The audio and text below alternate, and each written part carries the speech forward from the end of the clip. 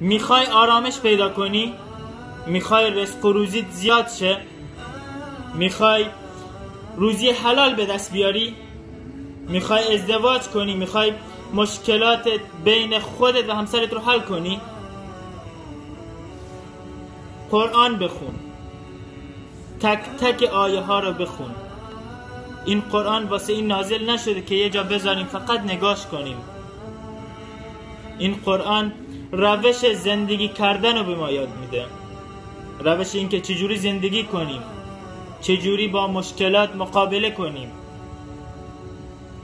باور کنید داریم به خودمون ظلم میکنیم. روزی یه صفحه از قرآن رو نمیخونیم، یه صفحه حتی.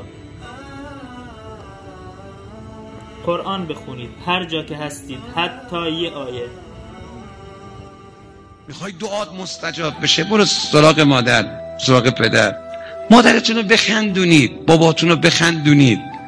چرا وقتی درد و بدبختی دارید میایین ناله هاتون رو برای پدر مادرتون میارید، ولی وقتی خوشتونه با رفیقا میرید کنار دریا، با رفیقا میرید پیکنیک، با رفیقا میرید سفر؟ چرا خوشیاتون مال رفیقاتونه، در به دریاتون مال پدر و مادرتونه؟ چرا اینقدر اینا رو قصه میدید؟ چرا اینقدر اینا رو ناراحتشون میکنید؟ مادرت خودش قصه میخوره، مادره.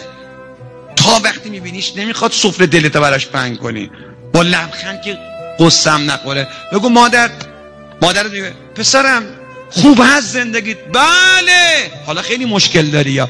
بله مادر. تا دعام میکنی خوبم بابا، تا دعام میکنی خوبم مادر. فقط تو رو به خدا مادر منو خیلی دعا